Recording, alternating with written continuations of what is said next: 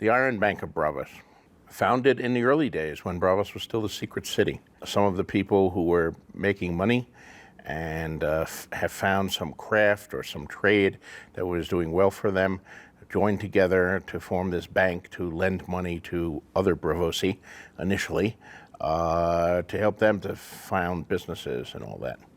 And of course, they were pooling their own funds. Where do you keep the funds? You didn't want to, these people, men were rivals of each other.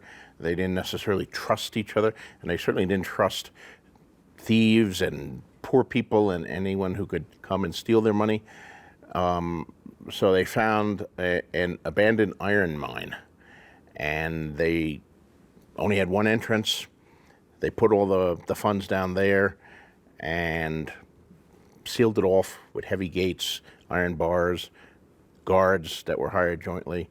And so it's been called the Iron Bank of Braavos ever since, because it started in this abandoned iron mine. Obviously, they've long since moved to far grander quarters, although that iron mine is still there and used as a depository and as well as being a historical artifact. Separating the Vale of Arryn from the Riverlands is a range of very rugged mountains, the Mountains of the Moon.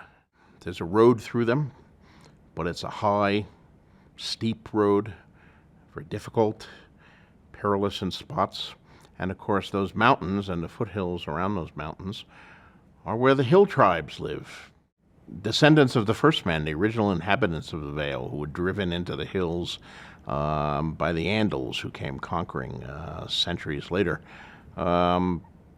They live a very rough, rugged, hard-scrabble existence in these mountains, which are not hospitable, and they prey on people coming through the mountains by this single, difficult road.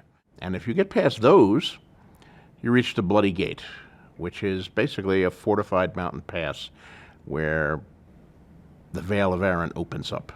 So they've built essentially a gateway across the mountain pass and partly into the sides of the mountains themselves, hollowed it out.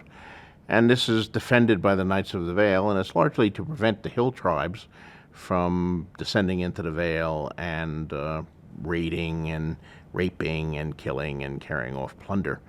You have to get past the Bloody Gate to do that, and the Bloody Gate is very strong.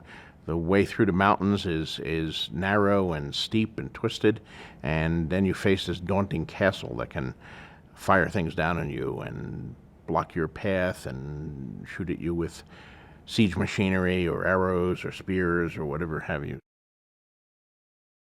Meereen, it's the biggest and most populous and richest of the slaver cities. They do have some soldiers of their own lords and nobles and princes, are trained somewhat in the fashion of a Westerosi knight, although with, some differences, because it's a different part of the world, different fighting styles, somewhat different weapons. They also have great wealth. But they're mostly depending on these walls. These walls are, large and thick, can't easily be breached.